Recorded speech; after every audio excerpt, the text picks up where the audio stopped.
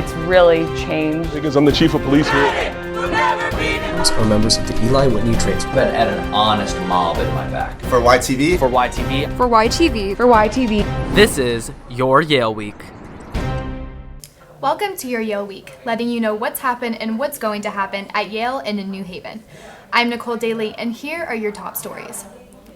40 immigrants' rights activists staged a protest and sit-in Wednesday evening at City Hall to bring wage theft allegations against Italian restaurant Goodfellas to Mayor Tony Harp's attention. The protest occurred partly in response to the November 20th arrest of John Lugo, an organizer of Unidad Latina en Acción. Lugo was arrested and charged with disorderly conduct and interfering with a police officer while protesting outside of Goodfellas. The sit-in then lasted more than an hour, and the activists were successful in securing a meeting with Mayor Harp for Wednesday morning. Days after a shooter at a Planned Parenthood clinic in Colorado killed 3 people, Governor Malloy visited the organization's Connecticut headquarters in New Haven on Monday morning in show of support.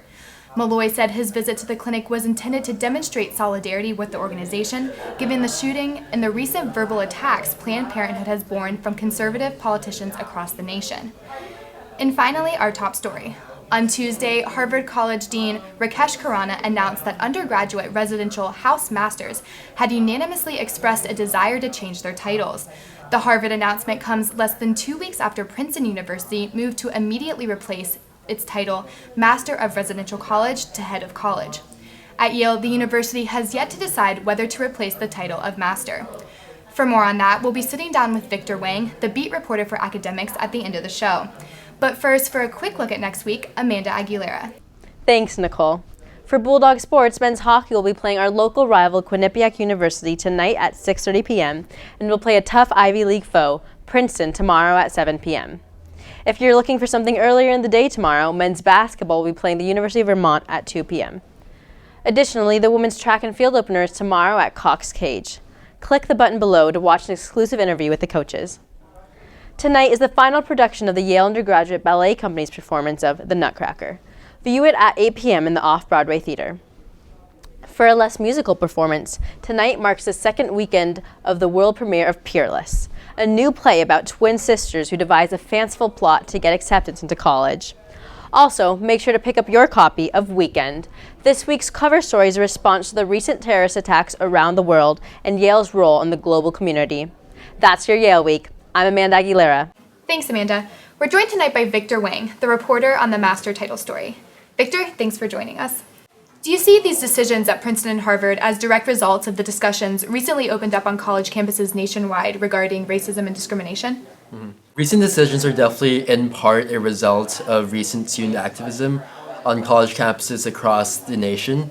The Princeton administration has not directly, mentioned student activism as a reason for making the change, but students we interviewed at the universities think that they made the decision preemptively after they heard of a student sit-in that was going to be held later the same day.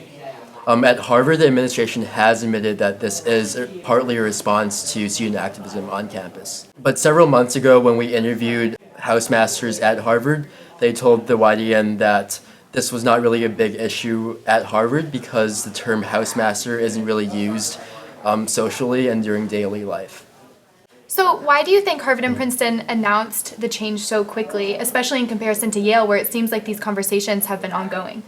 It's currently unclear why Harvard and Princeton made the decision so quickly. It is really interesting because Yale seems to be having this discussion more vocally and more publicly than the other two institutions. Yeah, as many people know, in August this year, Stephen Davis, who is the head of Pearson College, asked students to address him as Dr. Davis rather than Master Davis, and since then we've had lots of public discourse about whether or not we should keep the term Master. But Yale does traditionally seem to have a trend of moving slower in administrative responses than Harvard and Princeton. For example, Yale admitted women after Princeton and Harvard. So is there a difference between how the institutions will handle the title change process? Yeah, again, it's unclear exactly how Harvard and Princeton made the decision and the inner workings of how the administration came to this decision and announcement. What we do know from talking to Harvard Crimson reporters is that at Harvard, the House Masters voted unanimously to get rid of the title. The Dean of the Faculty of Arts and Science approved it, and it also has the backing of the president.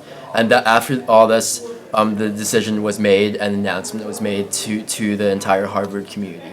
At Princeton, we're currently unsure how the decision was exactly made.